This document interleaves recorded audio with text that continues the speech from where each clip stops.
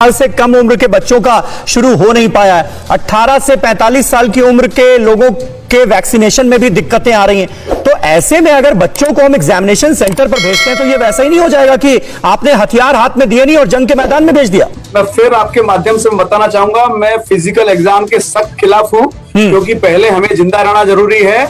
अगर 1 साल पढ़ाई नहीं हुई तो कोई फर्क नहीं पड़ने वाला है। पिछले 2 साल से बच्चे पढ़ रहे हैं। 10th और 11th के एवरेज मार्क्स पे सबको आप आगे प्रमोट कर दीजिए, सबको कॉलेज में एडमिशन दे दीजिए। जहां तक बाहर जाने विदेशों का सवाल है, वो 10वीं 11वीं के बेस पे ही आपको एडमिशन देते हैं। 12वीं के एग्जाम की जरूरत नहीं पड़ती है। अगर जहां पे जो चाहे बच्चे अपना इंप्रूव करना, उनको आप ऑनलाइन की सुविधा दे सकते हैं। उसके बाद भी जो सेटिस्फाइड नहीं है, उनको आप अगस्त में जब हमारी वैक्सीन।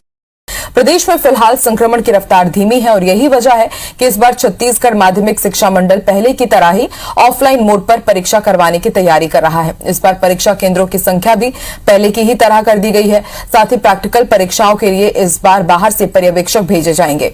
माध्यमिक शिक्षा मंडल मार्च के पहले हफ्ते में परीक्षा लेने की तैयारी में है। अगर छात्रों के भविष्य का है सवाल, हर कहीं से छात्रों को हैरान परेशान करने वाली खबर हमारे सामने से लाखों छात्राओं का इम्तिहान अधर में लटका हुआ है। सुप्रीम कोर्ट में परीक्षा रद्द करने की मांग पर सुनवाई का ऐलान हो गया है, जहां पर 10वीं की परीक्षाएं 18 फरवरी से 10 मार्च तक चलेंगी। वहीं 12वीं की परीक्षा 17 फरवरी से 12 मार्च तक होगी।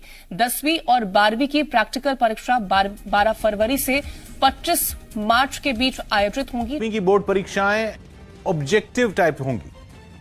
न्यूज 18 की प्रियंका काटपाल की रिपोर्ट है कि इन परीक्षाओं में इस साल से नई शिक्षा नीति लागू होगी और सीबीएसई के पहले टर्म की परीक्षा ऑब्जेक्टिव टाइप होगी। मतलब ये कि छात्रों को उनके सवाल के जवाब में कुछ विकल्प दिए जाएंगे और उन्हें उनमें एक सही जवाब चुनना होगा।